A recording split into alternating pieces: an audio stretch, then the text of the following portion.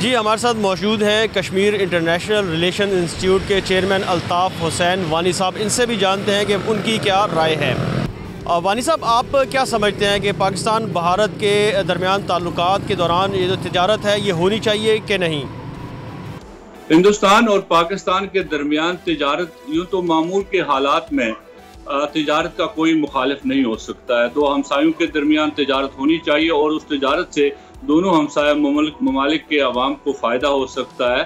لیکن ہندوستان اور پاکستان کے تعلقات کی جو ہسٹری ہے وہ شک و شبہات پر مبنی رہی ہے، اور سب سے بڑا مسئلہ کشمیر ہے جس پر ہندوستان نے اپنی جارحیت جاری رکھی 1947 سے. لیکن خاص کر 1989 سے جس طرح ہندوستان نے کشمیر پر فوج کشی کی اور پھر 5 اگست 2019 کے بعد جو حالات پیدا ہوئے، اس سے ہندوستان اور پاکستان کے درمیان تمام تعلقات پہلے منقطع ہوئے، جس میں تجارت بھی تھی، اور اس کے بعد پھر سفارتی تعلقات میں بھی ڈاؤن گریڈنگ ہو گئی. یہ سارے معاملات ہوئے.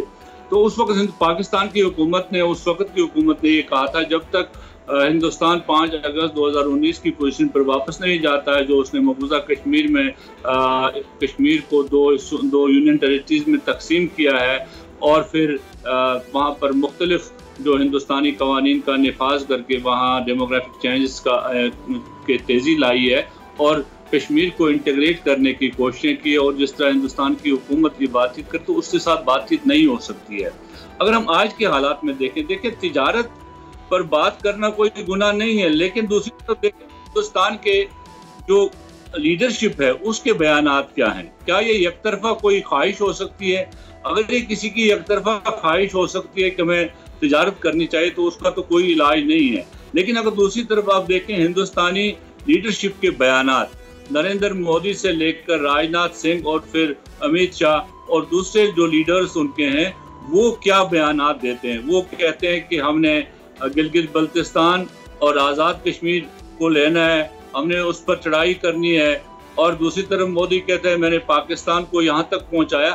تو ان حالات میں کس طرح ہندوستان اور پاکستان یہ سوچ سکتا ہے کہ وہ ہندوستان کے ساتھ تجارت کر سکتا ہے؟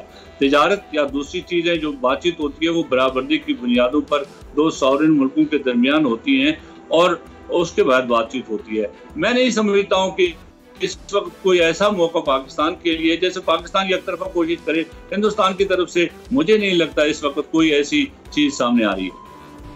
وانی صاحب یہ بھی فرمائیے گا کہ اس تجارت کے دوران اگر تجارت ہوتی ہے تو کیا اس سے جو کشمیر کا جو کاز ہے وہ اس پر اثر انداز ہو سکتا ہے؟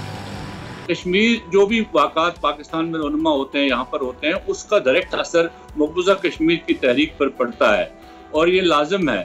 اور اس لیے ہم سمجھتے ہیں کہ مقبوضہ کشمیر کی عوام کبھی مخالف نہیں رہے ہندوستان اور پاکستان کی تجارت میں، ان کے اچھے تعلقات میں.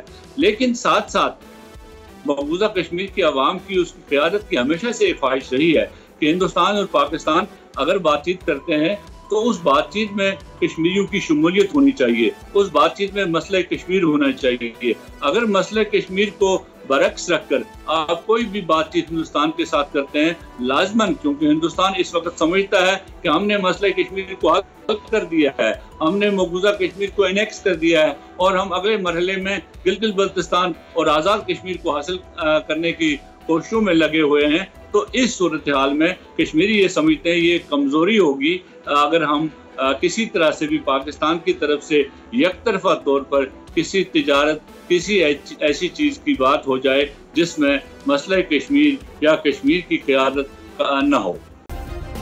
سبسکرائب کریں اور بیل دبائیں تاکہ کوئی خبر رہ نہ جائے.